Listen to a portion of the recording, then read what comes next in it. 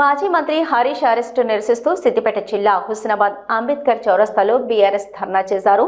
ఇక చౌరస్తాలో భారీగా ట్రాఫిక్ జామ్ కావడంతో ప్రయాణికులు ఇబ్బంది పడ్డారు. హుస్నాబాద్లో మహిళా శక్తి భవనం కోసం స్థలం చూడడానికి అటువైపు వెళ్తున్న కలెక్టర్ను వెళ్లకుండా బీఆర్ఎస్ నాయకులు దారి ఇవ్వలేదు. తహసీల్దార్ రవీందర్ కార్ దిగి ట్రాఫిక్ను క్లియర్ చేస్తూ బీఆర్ఎస్ నాయకులను జరగండని ఎంత అడిగినా వాళ్ళు అసలే జరగలేదు.